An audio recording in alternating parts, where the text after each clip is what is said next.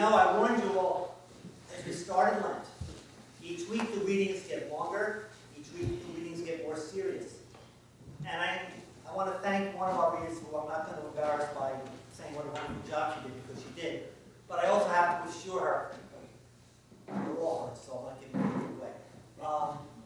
This is not about zombies, okay? But it is a weird reading, is it not? A couple of very strange incidents. I want you to think about issues that really impact the lives of people. Things you may have seen, you may have lived through, or suffered through.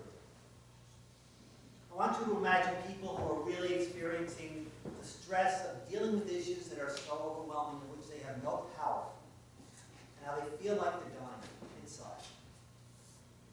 Think of a family who's watching their daughter battling cancer or anorexia, and they're watching that person waste away. Those of us who are old enough to remember, 10 years ago, we were glued to the TV as we watched the city die from a storm named Katrina, ravaged by flood and storm and human stupidity and political ineptness. And we watched right before our eyes homes and schools and businesses and lives just utterly ruined. I went to school with someone. She's a single mom today. I guess she's a single grandma, put it that way, but she's performing the role of a mother. And she's been laid off from her job, and now is facing with two of her grandkids going to college, and no money to pay for their bills. I have a priest friend of mine, a very good friend, and I know he's fighting the silent war of depression, clinical depression. And I know my prayers and my kind words by themselves are not enough to make him feel better. I think of our country right now and its never-ending culture wars and political hatreds. There are so many things out there that just feel so overwhelming sometimes. Well, I wanted to introduce you to one of the most interesting personages of the entire Scriptures. His name is Ezekiel.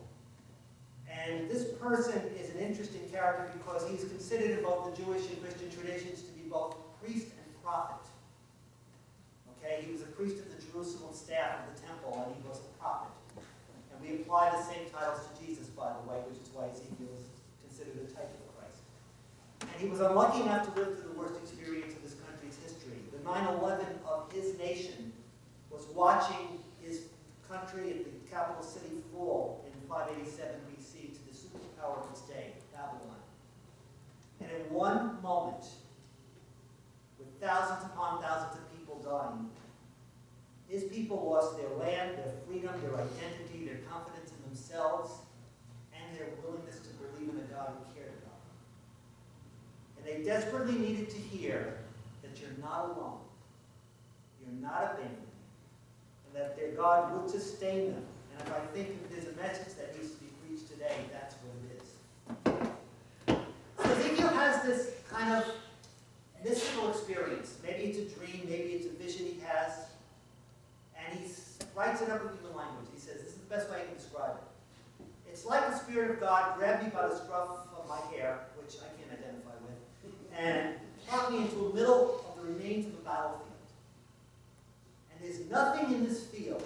Obviously, it's a long ago battle. But the bones of the dead. No bodies. Everything is gone. The only thing is there is the skeletal remains. And he's asked a question.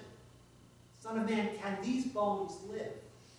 And he's so unsure of what he's both feeling, and he doesn't understand what the question even means, because it's such an inane question for him. He doesn't even give an answer. He says, Lord, I don't know. You know. The question really is, can God give life when the world says there's nothing but death? In a human body, in a city, in a nation, in your religious life, can God give life when there's nothing else to give? Can these bones live? So I'm asking you, as we come to the closing in on the end of Lent, next week begins Holy Week. I know many of you are going to be traveling through that week. Are you willing to look at the world with eyes that are not tinged just in cynicism, but look at the world through the eyes of faith? Are you willing to play your part? Ezekiel's told something. He's plopped into this area and he said, all right, pray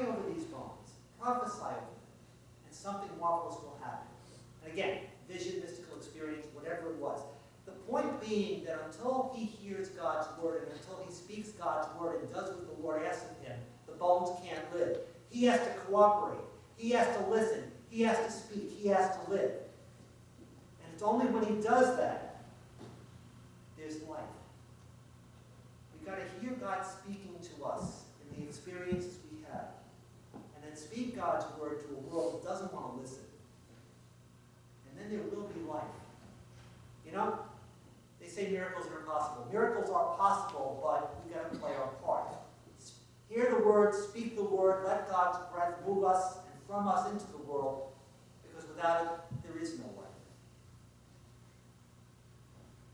We believe in a God as we approach Easter who is greater than death, but who needs us as baptized believers to truly put our faith in the fact that his life is greater than death and greater than all the manifestations of death. War, disease, human stupidity, sinfulness, hatred, bigotry, arrogance, discrimination, idolatry, all those things that the world kind of complains about and continues to do. Are we ready to speak to that and about that and bring God's life into that? God needs us to proclaim to a broken world these bones can live. That despair and evil are real. You're foolish if you don't believe that. But the power of his life is much more powerful. And it is power working in you. And you can make a difference. God needs believers in the resurrected Jesus to stand knee-deep in the bones of the world, a broken world, and say that death and destruction will not have the final say. That is what we believe. And we can speak to those who are lost, and those who are alone, and those who are afraid. Because we believe that God brings out of the grave all who believe. That our God has lived among us, he has died for us, he is risen, and will return to us. No easy sermon today. It's difficult, it's dense, it's awesome. These bones will live. We will live. And may God continue to use us to proclaim that truth to everyone who crosses your path.